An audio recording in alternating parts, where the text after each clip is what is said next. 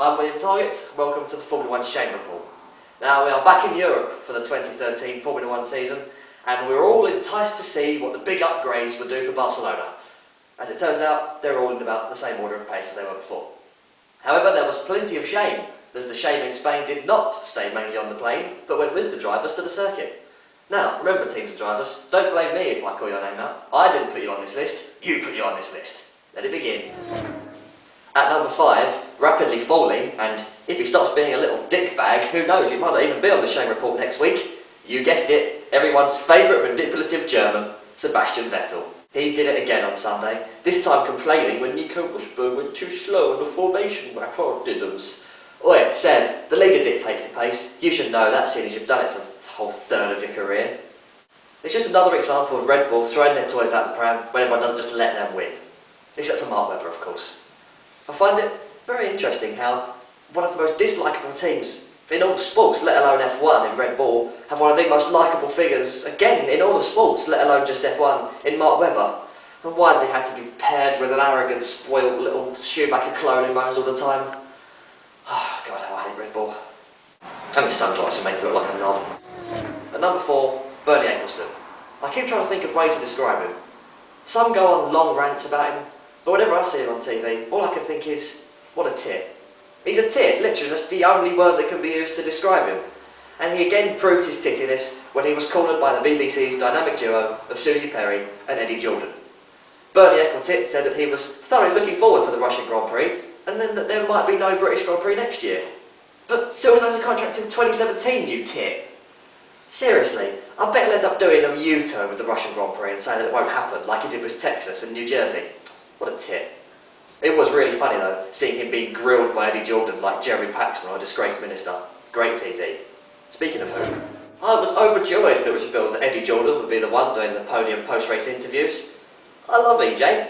Like Bernie, he's a tit, but he's a different kind of tit. Allow me to demonstrate.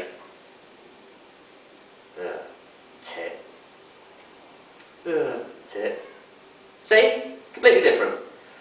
The man is TV gold. So imagine my surprise when on Twitter I see five tweets in a row saying, oh God, it's EJ. What's with all the EJ hate? He's Irish, he's short, he's a drummer, he wears funky shirts. Oh, what's not to like? And now for Get Out of Shame 3, which for consecutive weeks goes to a Mexican, this time Sauber rookie Esteban Gutierrez. While the criticism of Sergio Perez was that he wasn't aggressive enough, the opposite was the case with Esteban. It seems as though he's had a grid penalty for pretty much every race this season, and Barcelona was no exception. But even so, starting from the second to last row of the grid, he put in an excellent drive, managing the tyres, making some nice overtakes, even leading the race at one point, to finish just outside the points. Well done, Esteban. At number 2, Mercedes. Now, they clearly have the fastest car over a single lap, and not having the race pace to match it is one thing, but to fall from 1st to 9th? That's a bit special. Paul said to Nico Rosberg looked suicidal in post-race interviews, whereas Lewis Hamilton was dealt a massive blow to his dignity after he was overtaken first by his old team McLaren, and then by Williams, which produced one of the funniest moments of the season so far. It's the tone of Lewis's voice that gets me. I was just overtaken by a Williams. Oh, you have to feel for him really, but it's the disgust in his voice. Too funny. At number 1, the tyre debate. Now, this is a divisive issue, and here's my view. Shut up and let them race. No, they're not pushing 100%, but it's providing us with tight, wheel-to-wheel racing on a regular basis. The full book is being thrown out the window. Rather than Red Bull just sticking it on pole and buggering off to an easy win, which is what would happen if we had more durable tyres, the team bosses are having to use their heads, and I for one love it. And all you people getting pissy about artificial racing, just be thankful that we have any racing at all. The situation was summed up beautifully, I feel, by Kimi Räikkönen, who said that people are always going to find something to complain about. He said it in that voice as well. I think people should take a leaf out of Kimi's book. He's not been moaning about tyres or team orders, he's just been quietly getting on with his job, getting on the podium, and without too much fuss, he's second in the championship. Well done, Kimi, and shame on the rest of you.